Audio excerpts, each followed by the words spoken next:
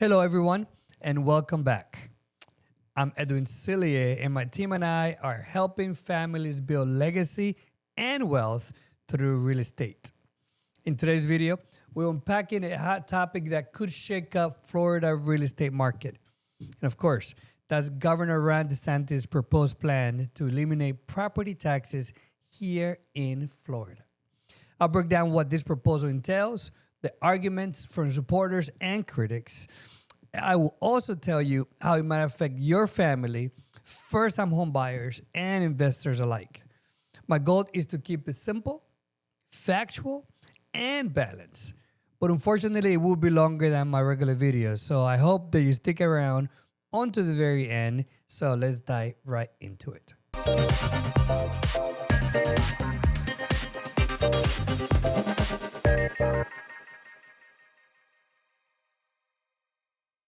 Imagine not having to pay property taxes on your home, ever. That's the basic idea behind the proposal, eliminating property taxes just statewide. Property taxes are the annual taxes homeowners paid based on their property's value. So in Florida, these taxes fund schools, county, and city services, such as fire departments, parks, libraries, and much more. So Governor Ron DeSantis has floated the idea of doing away with these taxes just entirely for Florida homeowners.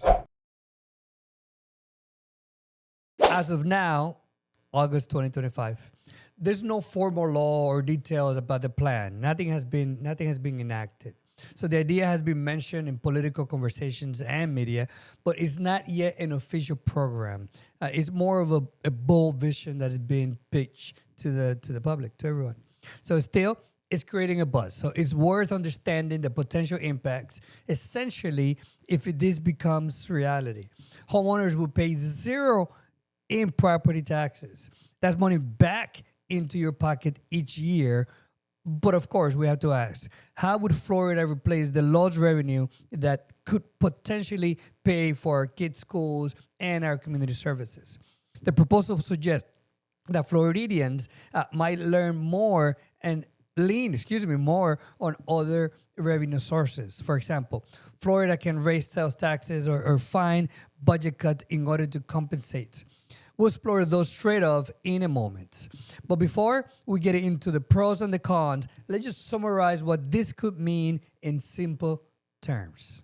First, this could mean that there's no more property tax bills. That means that homeowners will no longer get an annual property tax bill. So for a Floridian home value, let's say $300,000, this could mean saving about $3,000 a year, since the effective property tax rate are often about 1% of the value of the home. So for a $400,000 home, then it's about $4,000 a year that you could potentially save. That's a significant reduction in the cost of owning a home. Second, it means it's being alternate funding. It's also needed. Those taxes currently fund just local needs. So eliminating them means Floridians would need to fund schools and local government differently. One idea floated is increasing the state sales tax, which is currently about 6%, or other taxes to make up the difference. Another idea is cutting government spending so less money is needed. So these are, of course, big decisions that needs to be made, and all of these have big consequences. Third, this is not without precedence. The concept isn't entirely new. Policymakers have debated similar ideas before, so in Florida and in other states as well. For instance, years ago, Florida leaders discussed swapping lower property taxes for higher sales tax, a concept that drew both excitement and concern. So while eliminating property taxes outright would be unprecedented for Florida, the conversation about how to lighten the load for homeowners has been going on for a long time. And it's going to continue to happen. So let's break down why some people support this idea and why others are against it. Supporters of eliminating property taxes say it will be a game changer for Floridians. Here are 5 main arguments in favor of the proposal. Number 1, simply, it's lower home ownership costs. For homeowners, this is a big one. No property tax means owning a home becomes more affordable. You will save thousands of dollars each year that you currently pay in taxes. This could especially help young families and first-time home buyers, those that are struggling with monthly costs. So instead of budgeting for property taxes in your mortgage escrow, that money could go towards paying down for your principal, renovations, or other similar just needs. Supporters believe more people will be able to afford homes when those extra yearly taxes are gone, potentially boosting the homeownership rates. Number 2 is increased homeownership and investments. With lower carrying costs, supporters say more renters might take the leap to buy a home, build equity, and generate wealth. Florida could become an even more attractive place to live and invest. Investors and businesses would also benefit. Owners of rental properties or commercial real estate would no longer pay property taxes on those assets, improving their profit margins.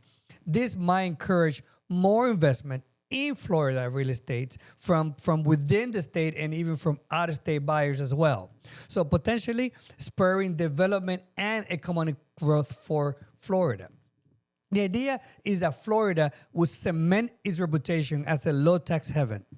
It has already no income tax, and eliminating property tax would make it almost unmatched among the big states in terms of tax-friendly policy. Number 3, immediate relief for families. Especially for families on fixed incomes, like many retirees or working class families, property taxes can be a burden that increases over time as property value rises. Supporters argue that eliminating these taxes provide immediate financial relief. For example, a retiree couple who owns their home outright will no longer have to worry about a rising tax bill, just forcing them out of their home in many occasions. So the cost of living in Florida would drop for homeowners, which fit a family-first agenda of keeping life affordable for local families. Number 4, it puts pressure on government to reduce spending. Another argument is that it would force government to tighten its belts. Without the easy revenue from property taxes, supporters believe that states and local governments would need to prioritize essential services and cut wasteful spending. They claim this could lead to more efficient use of taxpayers' money just overall. So essentially, families keep more of their money while governments have to do more with less. A win-win in the eyes of proponents who favor smaller government. And number 5, it could boost the economy. Proponents say the extra money in homeowners' pockets will likely be spent in local economy, whether on home improvement, groceries, or other goods. This consumer spending can stimulate business and job growth.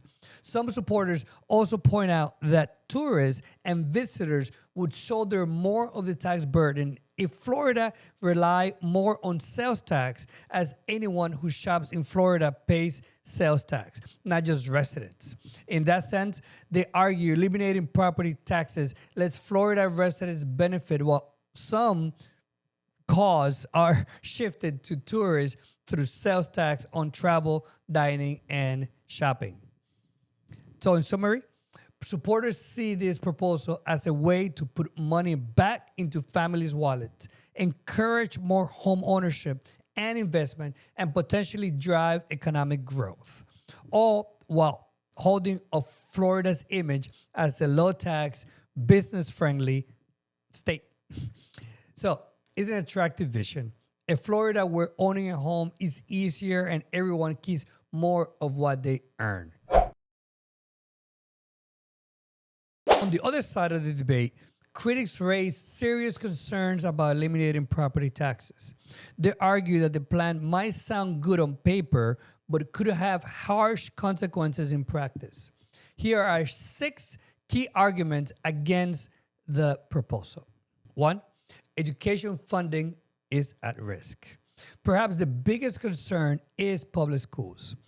Currently, a substantial portion of funding for Florida K-12 schools comes from local property taxes. In many countries, around half of the school's district's budget is funded by property taxes. So if that revenue disappears, how would schools keep the lights on? How would they pay their teachers? How would they support our kids? So critics warned that eliminating property taxes could lead to budget shortfalls for schools, larger class size, outdated textbooks, or higher state taxes to make up the difference. Unless the state finds billions of dollars to replace the loss of school funding, the quality of education could suffer. Even if the state does backfill the money, that likely means raising state-level taxes or diverting funds from other programs that might also suffer. So there's no magic. Losing local school taxes means someone else has to pay or schools gets less. Impact on local services. Property taxes don't just fund schools. They also fund the police, the sheriff department, the fire rescue services, emergency medical services, road maintenance, public libraries, parks, and just other vital programs in the community. City and county governments depend on these taxes to keep your community safe and livable. So critics caution that without property taxes, without that revenue, local governments will face a huge gap. They might have to slash services to find new ways to charge residents. So how can they do that? Well, higher fees for services, new local sales taxes, or special assessments, for example, in order to charge homeowners a fee to give protection, like fire protections or road improvements. There's a fear that a proposal could strain things like emergency response times or infrastructure to keep or upkeep if budgets are cut. In short, your quality of life in your town, from the playground maintenance to police patrols, could be affected. Number 3 is just higher tax everywhere. So remember, the money has to come from somewhere. So if property taxes go away, Florida might increase other taxes. The most commonly mentioned is raising the sales tax. Florida state sales tax is 6%, which counties adding up to around 1.5% on the top of that. So critics say we could see that jump significantly. Some estimates suggest it might need to raise from 8 to 8 or 10 or even 12% in theory. So in order to generate enough revenue statewide to replace property taxes. Such an increase will make everything you buy here in Florida just more expensive, from your clothing to your dining out to the sales that you do at the store. Sales taxes are also considered regressive, meaning they take a bigger percentage of income from lower income families down from the wealthy. Someone who's barely scraping by spends most of the money on taxes. They spend most of the money on goods. They spend most of the money on services. So a higher sales tax hits them hard or harder. Whereas a wealthy homeowner might save tens of thousands in property taxes and only pay a bit more at the store. Critics argue this shift could unfairly burden working-class families and renters while giving a huge tax break to wealthy property owners and big corporations. In other words, the tax burden could shift from property owners to everyone who shops in Florida, which includes a lot of ordinary families. 4 is the loss of local control. With funding moving to the state level, if the state takes over paying for like schools and local needs, critics know that local communities could lose some control. Right now, local school boards, and city governments make a budget decisions with the property they collect. If they become dependent on state funding, Tallahassee politicians may have more say in local affairs. This could mean less tailored solutions for communities, as one centralized approach might not fit all areas in Florida. So local leaders worry they have fewer tools to respond to their community needs if they can't raise local revenue. Number 5 is just an economic and fiscal uncertainty that it brings. So economists who are skeptical of the plan point out that property taxes are relatively stable and predictable. Real estate values don't usually swing wildly from year to year in established communities. So property tax revenues is a steady source that cities, counties can count on even during economic downturns. Sales taxes, on the other hand, they can swing a lot with the economy. In a recession or if a disaster happens, like a hurricane or a pandemic, this hits tourism and retails and sales revenues just can plunge just all of a sudden. So if Florida leans heavily on sales tax, a bad economic year could blow a hole in the budget, forcing emergency cuts or deficits. It means long-term planning is harder. In practical terms, critics worry that eliminating property taxes could create a fiscal roller coaster. Flush budgets in boom year and painful cuts in lean year, affecting the consistency of public services. It could even harm the state and local government's credit rating because lenders might see financing infrastructure in Florida as a riskier bet without a stable tax base. And number 6, potential housing market side effects. There's also a debate about what it could do to home prices and renters. On one hand, eliminating property taxes make owning cheaper, which could boost demand for homes, meaning home prices might rise faster as more people buy. If a surge of investors and buyers flood in to take advantage of no property taxes, Florida's already hot housing market could get even harder, pricing out some first-time home buyers, the very people that this is supposed to help. For renters, while landlords would no longer pay property taxes, there's no guarantee they will lower the rent as a result. In a strong rental market, they might keep rents the same and simply pocket the savings. Critics highlighting that renters could end up paying higher sales tax like everyone else, but might not see any benefits in rent reductions. So the wealth gap could actually get widened if benefits accrue mostly to homeowners and landowners, and while non-owners don't see a relief. So in short, critics fear that eliminating property taxes could undermine Florida's schools and services. It could lead to other tax increases like big sales tax hikes which will hit families at the cash register and create financial instability for our communities.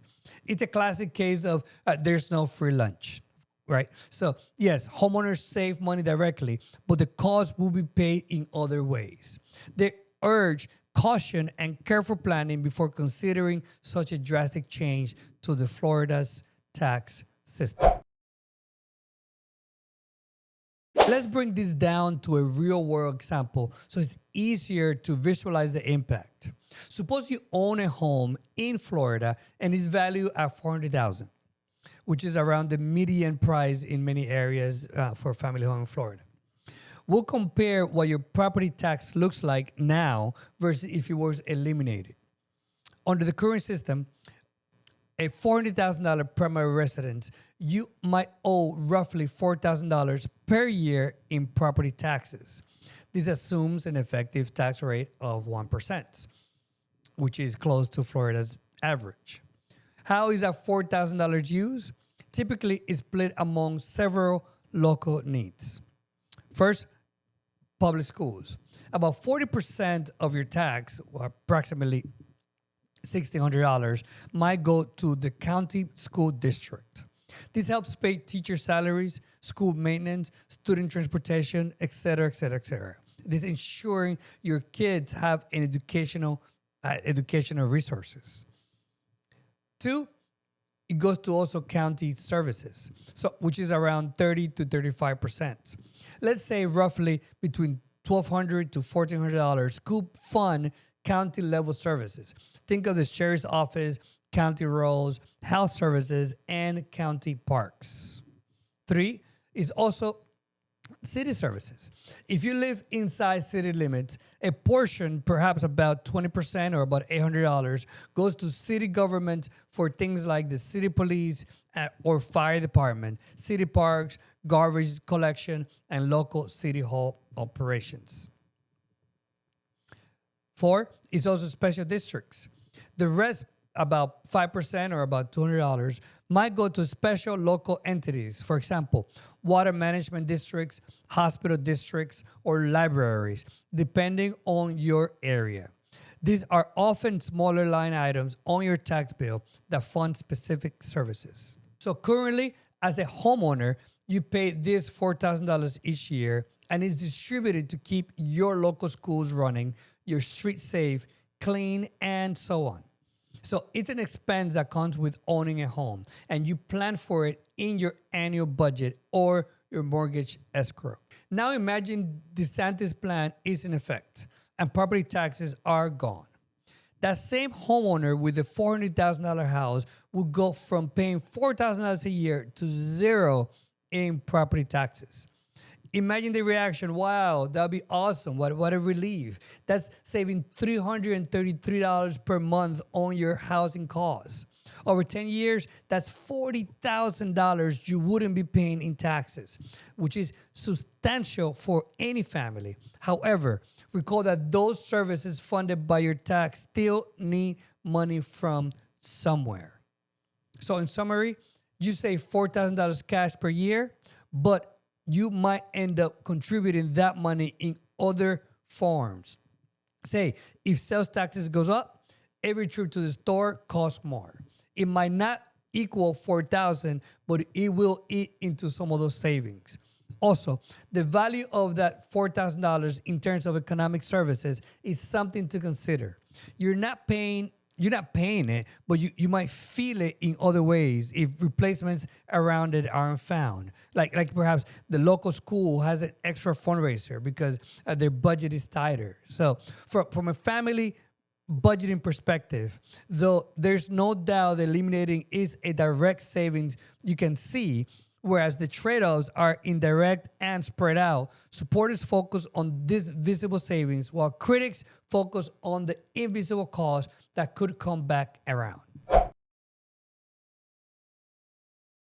One size doesn't fit all. Let's talk about how this proposal might affect various groups here in Florida. The first group is young families and first-time home buyers. If you are a renter looking to buy your first home, not having to pay property taxes could be a big motivator. It lowers the ongoing cost of home ownership. So, for example, a young family buying a starter home for $450,000 would save maybe $4,500 a year in taxes, which could offset some of the other expenses or allow them to budget for a slightly higher mortgage payment than they could otherwise. This might help some families qualify for a home loan more easily, since some lenders with some lenders consider your full housing payment, including taxes and insurance. However, first-time home buyers could also face more competitive homes if investors and out-of-state buyers flood into the market to take advantage of no property taxes. There's a risk that home prices could rise due to higher demand, which might cancel out some of the affordability gains. So, it could cut both ways. Of course, this also affects existing homeowners, which is often considered the middle class. If you already own a home and are perhaps middle class, say your house is worth $800,000, then you'll be saving about $8,000 per year, as mentioned before. That's a nice annual bonus. You might use it for your children's expenses, and you might use it to pay down debt or improving your property, which in turn can raise your home's value. So for many families, it will feel less financial strain, especially those who are house rich but cash poor. These are people whose home value and taxes went up while their income stayed the same. On the flip side, you might be concerned about your local school or neighborhood if funding becomes an issue. So middle-class communities might be okay if the state reallocates funds properly, but there could be an adjustment period. Also, if sales taxes are raised, you notice your everyday purchase is costing more. For instance, the new dining table or the back-to-school shopping might carry a higher tax. So over a year, a family could easily spend tens of thousands on taxable goods. Even a 2% sales tax on say $60,000 of spending is $1,200 extra out of pocket annually. That would eat into the 8,000 savings. So middle class homeowners might come out ahead, but not as dramatically as the raw 8,000 might suggest, depending, of course, on your particular spending habits. High value homeowners or the wealthy owners of expensive properties, imagine a $1 million property or multiple properties, you will see a very large absolute savings. A $1 million home might incur a $10,000 in property taxes each year currently, right? Which would drop to zero. Wealthy homeowners often have multiple properties too, a vacation home or an investment property. And they will save on all of them if those property taxes are gone. This group stands to gain the most financially from the proposal. They're also likely to spend a lot on taxable goods. But even so, the sales tax increase wouldn't equal their huge property tax savings. For instance, if someone saves $10,000 in taxes but spends an extra $2,000 on sales tax due to the higher rate, they still have $8,000 ahead. So supporters say that's fine. These folks might reinvest that money in businesses or other productive uses. But critics say they counter that this is a massive tax cut for the wealthy, and they worry about equity and the state's budget, since this group tax payment currently fund a lot of services. There's also a point that some wealthy snowbirds, seasoned residents who own Florida properties but spend most of their time elsewhere will still reap the benefits of zero property tax on their Florida homes without necessarily contributing more to the local economy year-round. Last but not least, if you rent your home, if you're renting from someone, you don't directly pay property taxes on the county. Your landlord does. So at first glance, it might seem like it doesn't affect me, but indirectly, renters could be affected in a couple of ways. First, will landlords pass on the savings? Well, in a competitive rental market, if costs drop over time, it could slow rent increases or even allow a slight dip as landlords compete for tenants. However, in many Florida cities, demand for rentals is so high that landlords have no incentive to lower rents. They might just enjoy a higher profit margin. So renters might not see their monthly rent go down at all. Secondly, like everyone, renters would face any increase in sales tax or other taxes implemented to replace property tax revenues. So a renter could actually end up paying more in taxes through everyday purchases while seeing no breaks on their rent. The counter argument from supporters is that a booming economy and more home ownership opportunities might benefit renters in the long run. For instance, maybe they decide to buy a home themselves since it's more affordable or attainable to do so. So moving out of the rental circle. But critics are concerned about fairness to renters since they make up a good portion of the population, especially in metro areas like here in Miami or Orlando, Tampa, or those big cities. So what's the bottom line? Eliminating property taxes here in Florida would be a monumental shift. It's popular with many homeowners for obvious reasons who wouldn't like to save money and make owning a home easier. It aligns with Florida's identity as a low-tax, pro-homeownership state, and it could especially help families and retirees on fixed budgets to stay in their homes without the worry of tax bills. From a real estate perspective, it might supercharge the market in the short term, attracting buyers and investors and possibly driving up demand for housing. However, It's not a simple free lunch. The proposal comes with serious questions that Florida's leaders and communities will need to answer. How do we fund our schools so that our children get a great education? How do we pay our police? How do we pay our firefighters and our teachers? Are we comfortable potentially raising sales tax or other fees? And what does that mean for people who are renting or those with lower income? There's also the broader economy stability to consider. Florida has to ensure it can weather recessions or hurricanes without the reliable stream of property tax revenue. At this stage, since no official detailed plan has unveiled, it's hard to predict exactly how all those pieces would fall into place. It's possible that if this idea moves forward, it could be implemented gradually or partially. For example, maybe eliminating property taxes just for primary residents or capping the tax and having the state cover anything above that. There's various hybrid approaches that they have been discussing. Public opinion and political will would also play a big role. Something as significant as abolishing property taxes might even require a constitutional amendment here in Florida, meaning it could go to voters to decide. So for you, Florida's families, first-time home buyers, and investors, the key is to stay informed. This video aims to give you an unbiased 360-degree view of the proposal. As a realtor, I believe in honesty and clarity. Big decisions like these have pros and cons, and it's important to weigh them carefully.